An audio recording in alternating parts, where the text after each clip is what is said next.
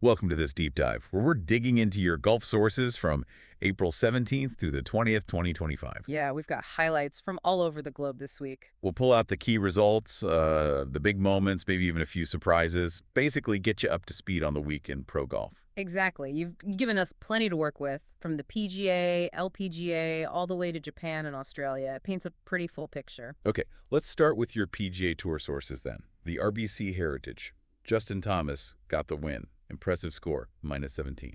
Yeah, really strong performance, but your notes say it wasn't quite a walk in the park. No, looks like it went to a playoff against Andrew Novak. Right. And that just shows, even at that level, how tight things can be. One shot here or there. Especially with that kind of money on the line. What was it, a $20 million purse? Yeah, huge. Thomas himself took home $3.6 million.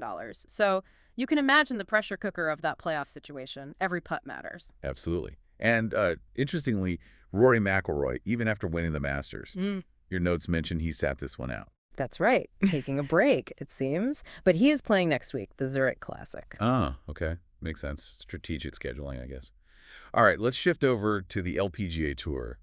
The JM Eagle LA Championship. Ingrid Lindblad. Sounds like a big story here from your articles. Oh, definitely. What's really quite remarkable is that this was only her third start on the LPGA Tour. Wow. Yeah. To win that quickly is, well, it's pretty rare. Speaks volumes about her talent and, her composure. Must have been intense. Aki Iwai finished second. Was one stroke behind, yeah. Right. At El Caballero Country Club.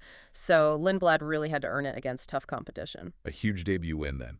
Okay, moving across the pond, DP World Tour, the Volvo China Open. Ashun Wu strong finish, according to your reports. Yeah, he shot a final round 65 to win, -14 overall. And it's his second Volvo China Open title. Well, winning your home open twice? That's a big deal. It really is. Shows his comfort level there. Jordan Smith was second, Yannick Paul third, so it was a solid international field he beat. Got it. Okay, Asian Tour now. Yeah. The International Series Macau. Your sources highlight Carlos Ortiz winning. Looks like a pretty stacked field, too. Exactly. You look down the leaderboard in your notes. Patrick Reed second, Jason Kokrak third, Sergio Garcia fourth.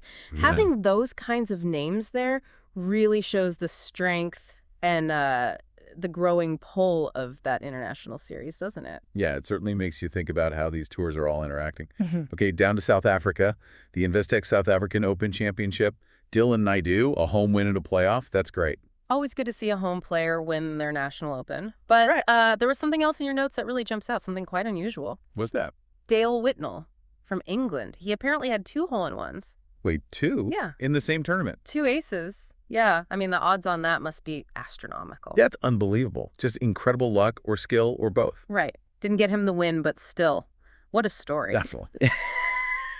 Okay, Australia quickly. Jimmy Zing won the PGA of Australia Q School Finals. Good step for him. Yeah. Secures his card. Important moment for a young player. And then there's Japan. Your notes mentioned something, well, unique at the All Japan Championships. Unique how? Kichi Rina.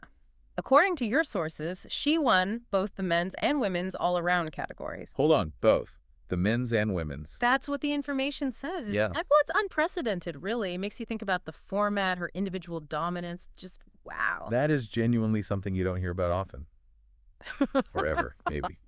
Okay, beyond the scores, sponsorship news too. Yeah, a couple of extensions mentioned. Valspar sticking with the PGA Tour through 2030. Good stability there. And Grupo Punta Cana extending their sponsorship of the Corrales Punta Cana Championship through 2027.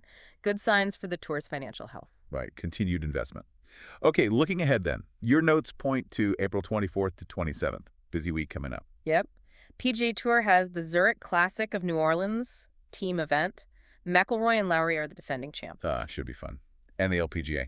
Big one for them. It's their first major of the season, the Chevron Championship. Massive purse, too. $7.9 million. Wow, okay. Major season kicking off. And the DP World Tour is in China again for the Hainan Classic. So, yeah, no rest. So wrapping this up based on your sources, quite the week across the globe. Playoffs, rookie wins, that double hole-in-one. Yeah, the Kishi Rina story in Japan, too. Yeah. Lots happening. What really stands out to you from digging into all this information? Maybe just the sheer variety of stories. I think it's the global nature, really. Success stories coming from everywhere. And the unpredictability. You had the playoff, the statistic, Lindblad's fast start. It keeps you watching. Absolutely. Makes you wonder, doesn't it? Thinking about these results, how might they shape the narrative going forward? Lindblad's momentum, for instance. Or just seeing the depth across all these different tours, what storylines are you keeping an eye on now? That's the question, isn't it? How does this feed into the upcoming majors and the rest of the season? Lots to follow.